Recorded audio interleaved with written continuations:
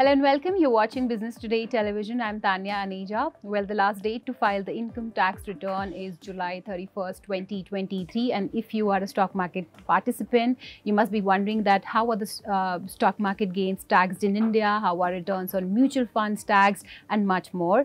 Well, we are going to discuss all that in this episode, and I'm going to be joined by a very special guest today. We have with us Gauri Chadha. She's a tax and wealth management advisor. Thank you so much, Gauri, for taking the time out and joining us here on Business Today Television. My pleasure, Tanya. Thank you so much. Absolutely. So, Gauri, let's start with the basics first, because I think most individuals are unaware of how the stock market income is taxed, and when it comes to buying and selling shares, which are the taxes stock market participants have to pay, and is it like really different for a trader and an investor? Yeah, Tanya. So basically, there are two ways of dealing with stock market. One is trading, one is investing. Investing is where your purpose of buying a share and selling a share is not to make business profit. It is basically for your investment purpose. And trading is when you buy and sell very frequently. Your volume is really high, and basically the amount is high, volume is high. That is your sole source of income also, in few cases, not all, but yeah, few cases. So if your volume and your amount is really high, then you should categorize the sale and purchase of equity as a business income. And in this case, you have to make your profit and loss account and your balance sheet and report the income from equity as your business income. Now, if you're talking about investing, so if you are investing in stock market, it can be short term, it can be long term. If you are investing for short term, so say less than 12 months, that is 1 year, in that case, your profit will be taxable as short term capital gain from equity, and it will be charged at 15% tax. Now, if you're holding it for more than 1 year, then in this case, you have to pay 10% tax, and up to 1 lakh profit is exempt. Now, before 2018, of course, we know that there was no tax in equity for long term. But now, since there's a tax, so you have to pay 10% tax, but till 1 lakh, it is exempt. So these are the ways where you can, the ways you can invest in stock market, and this is the way you report in your income tax return. Okay, and like other earnings and realized gains on investments, dividend income is also taxable, if I'm not wrong. So, how are Yeah. dividends earned from like Indian share taxed? See, if we talk about the scenario before 2020, dividend was not taxable in the hands of investor, the shareholder, because there was no tax on dividend because the company itself was paying DDT, that is dividend distribution tax. But in 2020 budget, the government removed the DDT on the companies, and now the dividend is taxable in the hands of taxpayers. So, whatever dividend you are getting from companies, you have to make a list of the same. You should know how much dividend you have got from which company. And of course, it will be reported in your AIS also.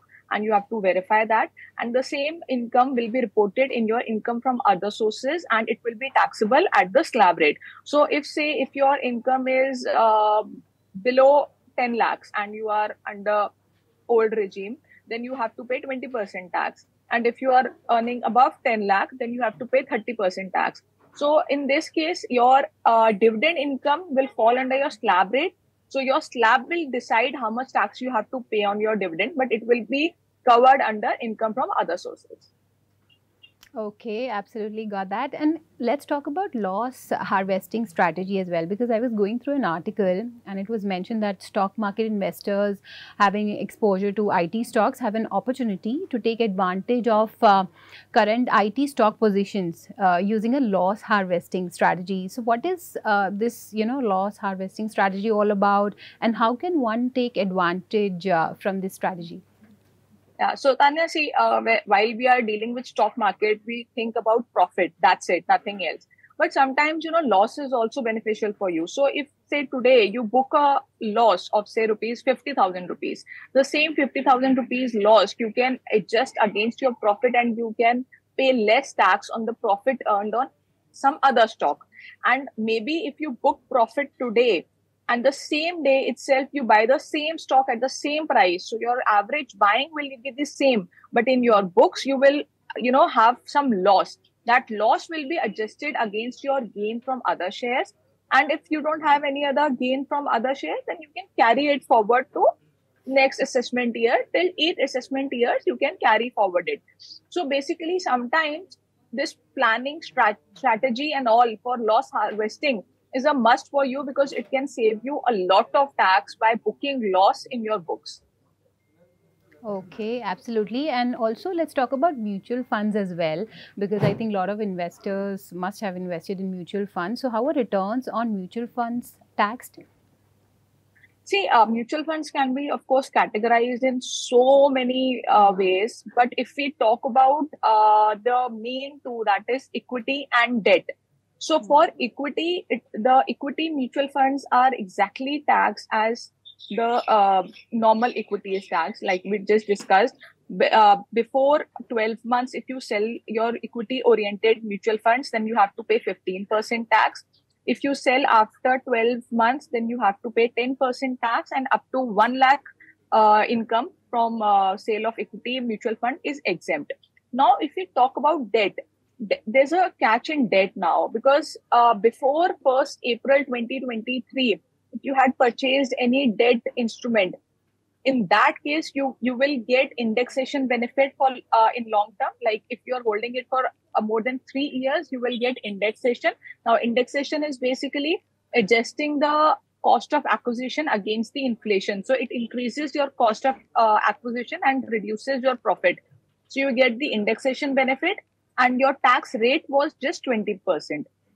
Now if you have purchased any debt instrument after 1st April 2023, then in that case you have to pay tax at your slab rate only. There's no other way, no indexation benefit, no to a flat rate of 20%, nothing. You just have to pay a slab rate taxation. So if you are at 30% slab, you have to pay 30% tax. So this is a new change in debt mutual funds, debt instruments, which of course now people are trying to invest in some other ways in debt instruments and not in direct debt. Right, absolutely. And since we discussed this, so debt funds are no longer qualify. I mean, they no longer qualify for LTCG benefits. That they will be taxed at a marginal rate of taxation, irrespective of the holding period. So, are the debt funds, still attractive? And if not, then what is the tax efficient alternative to debt funds? See, there are people, of course, who still want to go for debt instruments, but of course, there are so many other options available. So, if you're not going in for equity, then you can basically go for gold. You can see sovereign gold bonds. You can FD, of course, is very famous. Everyone is after FD. I don't know why, because FD interest is quite low and it's taxable again at slab rate. So FD is another option. There are few post office saving schemes also which give good returns. And if you want, you can park your money in liquid fund, overnight funds and all. Even they give good return. But of course, even that, the interest out of that is also taxable at your slab rate. So you have to see where you are getting a better return, and you are falling in which tax bracket. So it will depend, it will differ from person to person which instrument is beneficial for whom. But debt funds, of course, have lost the charm now. Absolutely. And let's talk about ELSS mutual funds as well. They are also very popular, and people use these funds, I think, to maximize portfolio return over a long term, and they offer tax benefits as well. But I think individuals are now moving towards the new income tax regime. So is it still the best investment option according to you to save taxes? See, Tanya, now the thing is that if you think about your old regime and new regime, I can give a general statement that, old regime is better for you or new regime is better for you, because it will differ from individual to individual. Right. So as an SSC, now that we are in the new financial year and this new regime is more lucrative from this year. So what you have to do is, first you have to check which regime you are opting for. So for that, income tax has given the income tax department has given a calculator which is available online. If you don't have the calculations and everything in place, you can just go on that calculator and you can put in your figures, and the calculator will calculate the tax applicable on you on old regime and new regime, and it will give the difference also. So first you have to decide you're opting for new regime or you're opting for old regime. Now, if you're opting for new regime, of course, you don't need any ATC investment or any other deduction. So there's no point of investing in ELSS funds until and unless you want to block your money for 3 years, because you know yourself that you can't, you won't remain invested in the stock market for long, and you want that lock-in period, so you can go for ELSS funds. Otherwise, there's no need. Now, if you are opting for old regime, then in this case, of course, under ATC, ELSS is my favorite option, because I don't consider other options as lucrative as ELSS. If you see the compounding effect, ELSS can give you a lot of money over the years in comparison to, FDs, PPF and everything. So yeah, if you are opting for old regime, ELSS still is a good option. But if you're opting for new regime, then you have to take the call. You don't need that investment. But if you want to stay invested minimum for 3 years, then go for ELSS. Okay, absolutely. That's the word coming in. And before we let you go, any best tax saving mutual funds that you would like to recommend to our viewers, especially at this point in time? So, Axis is my favorite. It has been a top performer since many years. I personally prefer Axis fund. And there are, of course, other funds also, which are good. But my vote is for Axis. Okay, that's the pick that is coming in on that wonderful note. Thank you so much, Gauri, for taking the time out and being with us here on Business Today Television. My pleasure. Thank you. So with that, let's wrap up this episode. But don't forget to follow us on our various social media platforms. You can follow us on Facebook, LinkedIn, Instagram and Twitter. You can share your stock queries, stock feedback. So stay tuned for all the latest market updates, and many thanks for watching. If you like the video, do like, comment, share and subscribe.